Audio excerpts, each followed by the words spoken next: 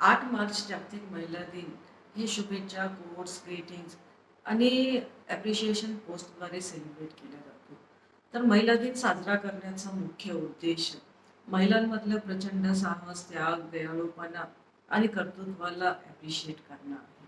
स्त्री हे शौर्य, साहस आणि समर्पणाचं प्रतीक आहे आणि वेगवेगळ्या काळामध्ये स्त्रियांनीही वेगवेगळी रूपं समाजासमोर ठेवलेली आहेत. राजमाता जिजाऊच्या रूपाने स्वराज्य स्थापना आणि रक्षणासाठी आपला पुत्र अर्पण केलेला आहे.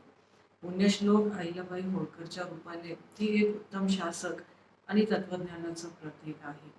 झाशीच्या राणीच्या रूपाने ती महान वीरांगना आणि स्वातंत्र्याचं प्रतीक आहे.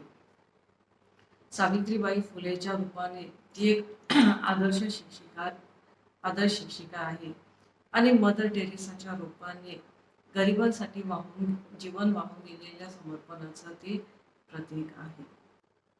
वेगवेगळ्या काळामध्ये कठीण परिस्थितीवर मात करून स्त्रियांनी जे शौर्य, साहस आणि समर्पणाचं उत्तम उदाहरण जगासमोर ठेवलेलं आहे, ते आजही स्त्रियांना आपल्या दैनंदिन संघर्षाला आणि समस्येला लढण्याची प्रेरणा देतं.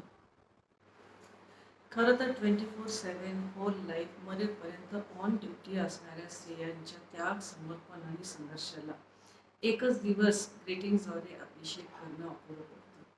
कारण का स्त्रीचा प्रत्येक दिवस हा त्याग, समर्पण आणि संघर्षाचा दिवस असतो.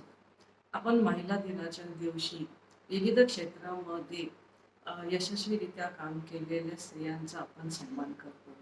आपण विमेन्स डे सेलिब्रेट करतो. याचा अर्थ आपण एम्पॉवर्ड वुमेन सेलिब्रेट करतो. एम्पॉवर्ड वुमेन म्हणजे प्रत्येक क्षेत्रामध्ये समान संधी भेटून स्वतःचा विकास करून सशक्त झालेली महिला. तर आज जागतिक महिला दिनाच्या दिवशी हा प्रश्न खरंच पडतो की खरंच महिलांना सगळ्या क्षेत्रामध्ये समान संधी आहे का? आणि विमेन एम्पॉवरमेंट खरंच अस्तित्वात आलेलं आहे का? या क्षेत्रामध्ये आणखीनही काम करण्याची गरज आहे. तर या गोष्टीवर विचार करण्याची गरज आहे. तरी सुद्धा आज जागतिक महिला दिनाच्या दिवशी सर्व माझ्या महिला भगिनींना माझ्याकडून महिला दिनाच्या खूप खूप शुभेच्छा.